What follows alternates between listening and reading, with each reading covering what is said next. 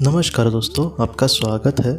आज का ये जो कहानी है वो कॉन्वर्सेशन विद सोल इस किताब से ली गई है, जहाँ पर एक महिला ने एक आत्मा से कुछ महत्वपूर्ण सवालों को पूछा है और उस आत्मा ने जो भी महत्वपूर्ण उसके जवाब दिए हैं, इसको आज हम देखेंगे। हमारे जीवन में सबसे बड़ा रहस्य यह है कि हम आखिर कौन हैं, हम कहाँ से आए हैं और मृत्यु के बाद हम कहाँ पर जाते हैं। ये सवाल मानव को सदियों से बहुत ही अचरज में डाल रहा है।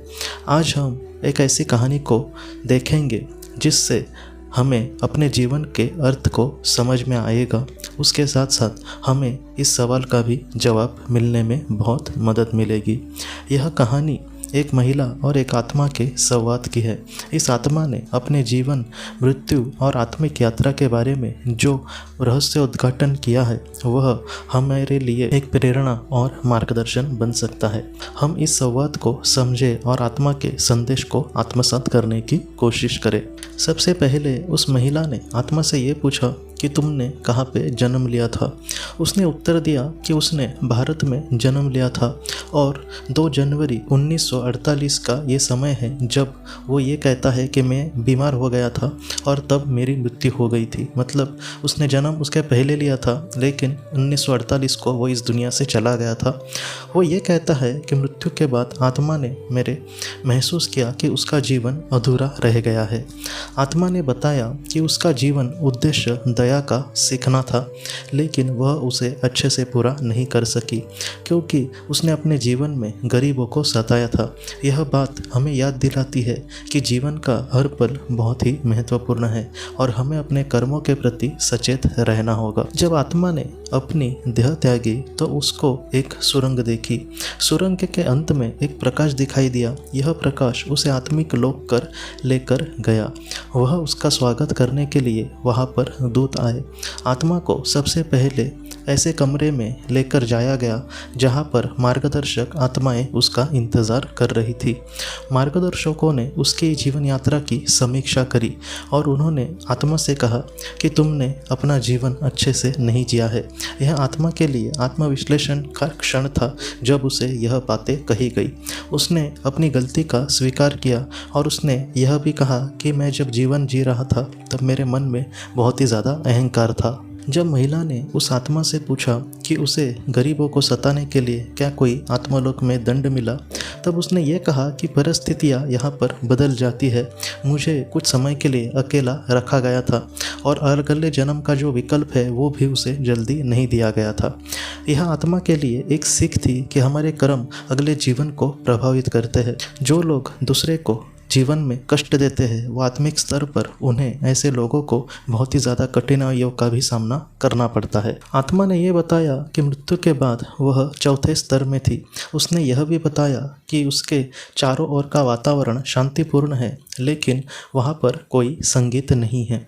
उसने ऊपर के स्तर के बारे में बताया है कि जहाँ पर ओम की ध्वनि और चिड़ियों का चहचहाना ऐसी स्वर हमें सुनाई देते हैं।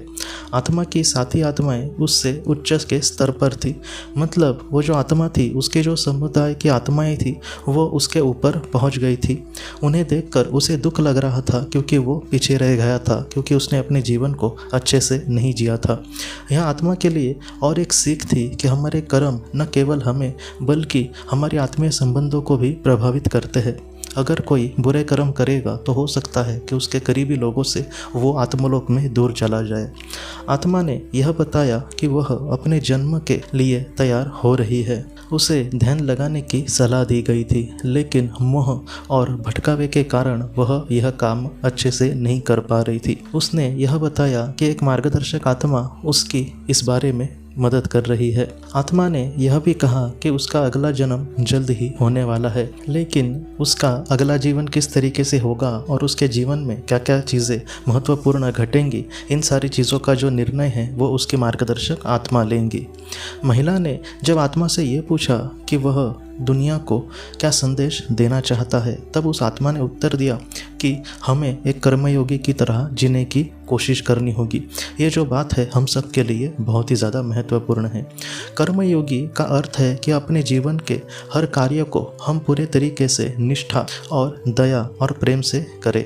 यह समझना चाहिए कि हमारे कर्म हमारे अगले जीवन को पूरे तरीके से प्रभावित करते हैं। इस आत्मा के अनुभव में हमें कई महत्वपूर्ण बातों सीखनी मिलती है।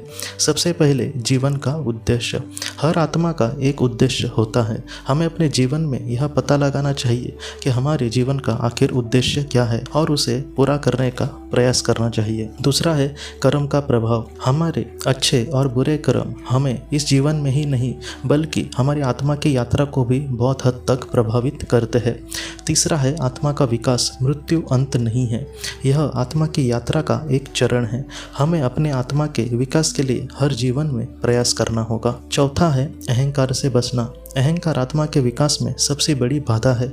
हमें अपने भीतर विनम्रता और दया का विकास करना बहुत ही ज़्यादा महत्वपूर्ण है। ध्यान और आत्मनिरीक्षण। ध्यान आत्मा को शुद्ध करने का सबसे बड़ा साधन है। यह आत्मा को अपने उद्देश्य को समझने और मोह से मुक्त होने में मदद करता है। इस आत्मा के अनुभव से हमें यह प्रेरणा मिलती है कि जीवन एक अवसर है जिसमें हमें अपने कर्मों और उद्देश्यों पर ध्यान देना चाहिए।